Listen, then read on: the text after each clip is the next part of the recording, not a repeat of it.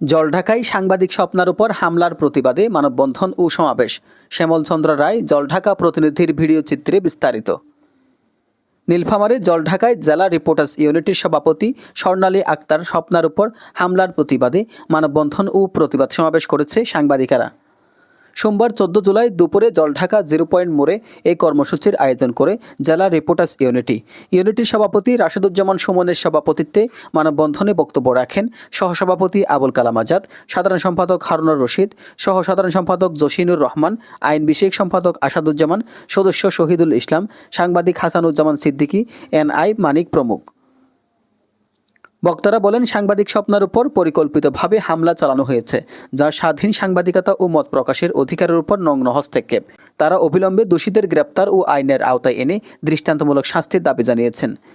Nilphamari reporters ইউনিটের সভাপতি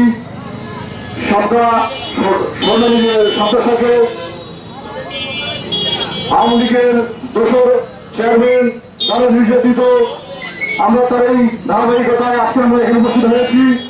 আসলে আমরা সংবাদ কর্মীরা বস্তুনিষ্ঠ সংবাদ প্রচার করাই আমাদের কাম্য এবং আমরা সেটাই আমরা করে যাই, কিন্তু বস্তুনিষ্ঠ সংবাদ প্রচার করতে গিয়ে দেখা যায় যে একজনের পক্ষ এবং অন্যজনের বিপক্ষ হয়ে যায়। কিন্তু এই বিপক্ষ মহলটা তাদের সাংবাদিকের উপর তারা আক্রমণ করে, তারা বিভিন্নভাবে তারা গুজব ছড়ায়।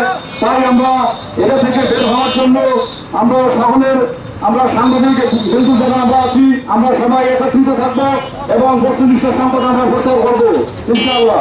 এইভাবে আমি উল্লেখ্য, গত 8 জুলাই বুধবার রাতে জেলার লক্ষ্মীচাপ ইউনিয়ন চেয়ারম্যান আমিনুর রহমানের নির্দেশে তার অনুসারীরা সাংবাদিক স্বর্ণালী আক্তার স্বপ্নার উপর হামলা চালিয়ে শারীরিক ও মানসিকভাবে হেনস্থা করে বলে অভিযোগ ওঠে।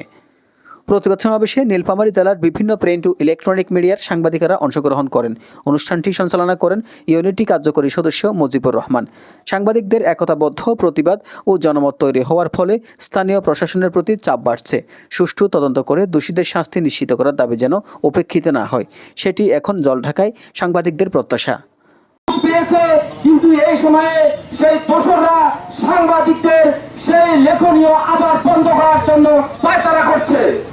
সুতরাং আমি মাননীয় স্বরাষ্ট্র উপদেষ্টার কাছে এর বিচার দাবি করে আমি আমার বক্তব্য এখানে শেষ করছি।